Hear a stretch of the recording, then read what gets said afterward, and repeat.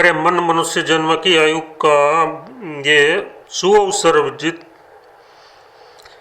बीत जाने पर तुझे पछताना पड़ेगा। इसलिए इस दुर्लभ मनुष्य शरीर को पाकर कर्म वचन और हृदय से भगवान के चरण कमलों का भजन कर। शस्त्र बाहु और रावण आदि महाप्रतापी राजा भी बलवान राजा काल के नहीं बच सके, उन्हें भी मरना पड़ा। जिन्होंने हम करते हुए धन और धाम संभाल संभाल कर रखे थे, वे भी अंत समय यहाँ से खाली हाथ ही चले गए, एक कौड़ी भी साथ न गई। पुत्र स्त्री आदि को स्वार्थी समझ इन सब से प्रेम न कर। अरे अधम, जब ये सब तुझे अंत समय में छोड़ ही देंगे तो तू इन्हें अभी से क्यों नहीं छोड़ देता?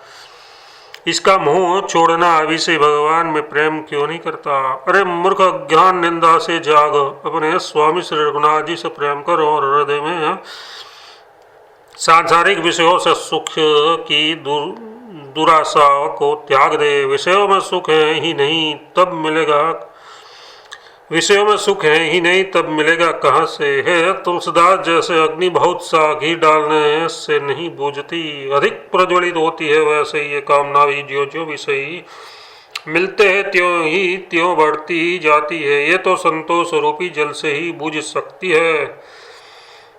अरे मूर्ख मन, किस लिए दौड़ा फिरता है? श्री हरि के चरण कमलों के अमृत रस को छोड़कर विषय रूपी मृग तृष्णा के जल में क्यों लो लगा रहा है? पशु पक्षी देवता मनुष्य राक्षस और अन्य न्याय सभी संसारी योनियों में तू भटक आया। इन सब योनियों में तेरे बहुत से घर, स्त्री, पुत्र, भाई और तुझे उत्पन्न करने वाले माता पिता हो चुके हैं। इन सब ने तुझे वही विषय भोगों का प्रेम सिखाया जिसके करने से सदा अनेक नरकों में जाना पड़ता है। वह मार्ग कभी नहीं बताया जिस पर चलने से तेरा संसारी बंधन कट जाए, तेरी जन्म मरण से मुक्ति हो जाए और तेरा परम कल्याण हो, मोक्ष की प्राप्ति हो। इस प्रकार यद्यपि तू कई तरह से चला जा चुका है, फिर भी अब तक तू उन्हीं विषयों के ही लिए जतन कर रहा है। बार बार सुख भोग कर भी फिर उन्हीं में मन लगाता है। परंतु अरे दोस्त, तनिक विचार तो कर, कामना रूपी अग्नि में भोग रूपी घी डालने से वह कैसे शांत होगी? जितनी ही भोग की प्राप्ति होगी कामना की अग्नि उतनी ही अधिक भड़केगी। जब विषयों की प्राप्ति नहीं हुई तब तुझे बड़ा दुख हुआ, उसके नाश से और उनके मिल जाने पर भी बड़ी विपत्ति प्राप्त हुई।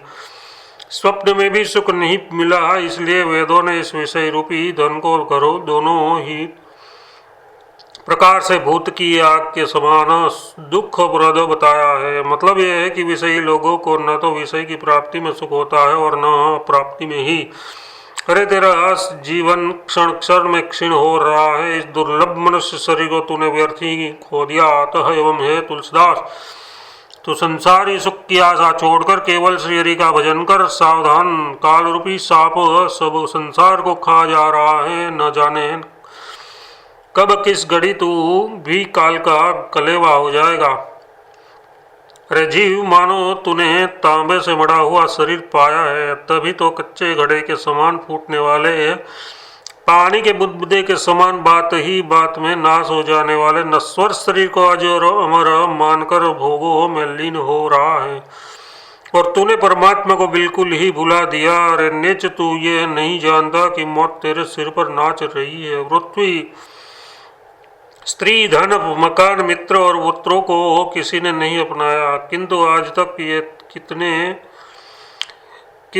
तक ये किसके हुए? मरते समय किसके साथ गए? इन सब के प्रेम में केवल कपट भरा है। जिन राजाओं ने दुनिया भर को जीत कर यमराज को भी कैद कर अपने अधीन कर लिया था, उनका भी काल ने जब एक दिन कलेवा कर डाला, तब तेरी तो गिनती ही क्या है? विचार कर देख, सच्चा सार क्या है और वेदों ने निश्चय रूप से क्या कहा है। हे तुलसी, ये समझ कर अब भी तू उस श्री राम को नहीं भजता जिसमें श्री शिव जी ने अपना मन लगा रखा है।